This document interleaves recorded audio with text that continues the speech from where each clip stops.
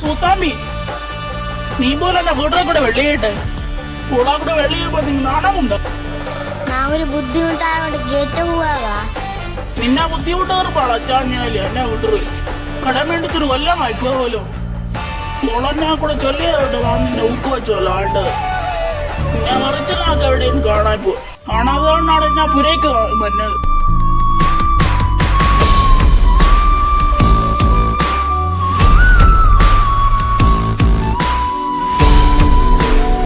അവ കണ്ടെടുത്ത് വെച്ച് കാണുവാ പാമ്പോണ്ട്. പിന്നെ പൊട്ടേ ഫോണ്ടതായിപ്പ വെറുതെ വന്നാനിയാ.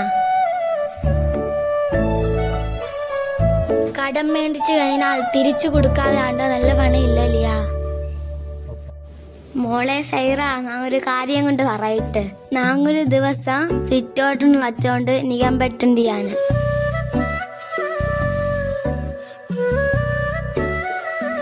എങ്ങനെ വന്നെത്തിയ ആളായി?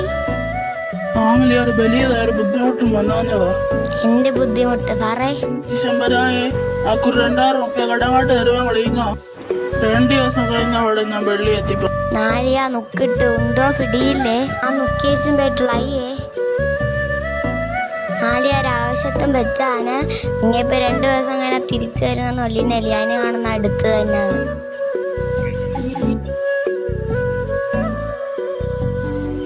വലിയ പോരും ഒരു അത്യാവശ്യം കൊണ്ട് കേട്ടു പോവാ. 2 ദിവസം കാണാണോ ഉണ്ടെന്നെ എത്തിപ്പോനെ. ചായം കുടിച്ചും പോ. ചായ എഴുന്നാ പോട്ട്.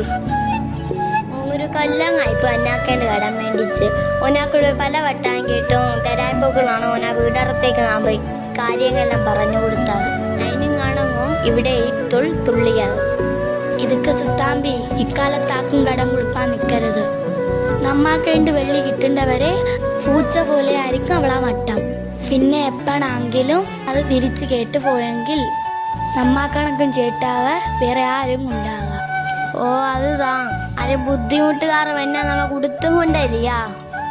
ബാഫിന്റെ ചായം കുടിച്ചും പോവാം. ഇല്ല മോളെ, നാക്കിപ്പ ഏതും വേണ്ട.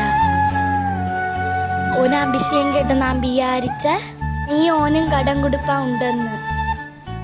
അങ്ങനെ നാം പോവാൻ ഒരുങ്ങിയതാണ്. ഏതായാലും നാം മന്ന കാര്യം പറയട്ടെ.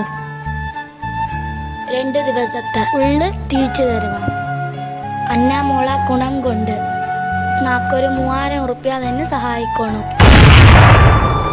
നയാ പൈസയില്ല കയ്യിലൊരു നയാ പൈസയില്ല.